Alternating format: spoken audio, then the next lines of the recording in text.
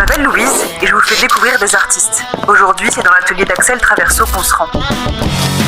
J'ai grandi en voyant mon grand-père dessiner. Il voulait être architecte, mon grand-père. Par contre, il dessinait comme moi. J'ai toujours vu dessiner comme ça. Sur des morceaux de papier, sur des nappes au restaurant.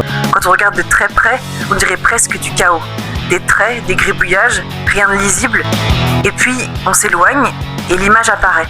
Précise, réaliste, presque photographique. Je me souviens, à un moment donné, je lui dis dessine-moi un cheval. Et donc, il commence à me dessiner un cheval. Et puis, il s'est pas arrêté en fait. Il a fait un champ entier de chevaux. Il a mis des chevaux partout dans tout le champ. Il était passionné, quoi.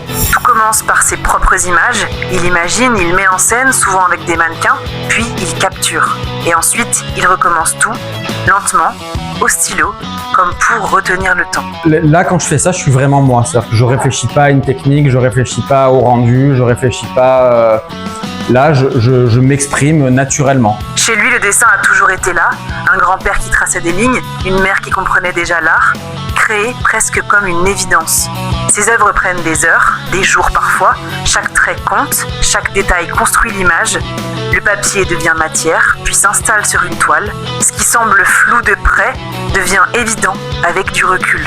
Mais en fait, ce qui me plaît là-dedans, enfin dans cette technique-là, c'est vraiment exprimer le contraste entre le résultat et pourtant qui est fait avec l'outil le plus minimaliste du monde. Peut-être que son travail ne parle pas seulement de dessin, mais de regard. Apprendre à voir autrement, prendre le temps, s'éloigner pour mieux comprendre.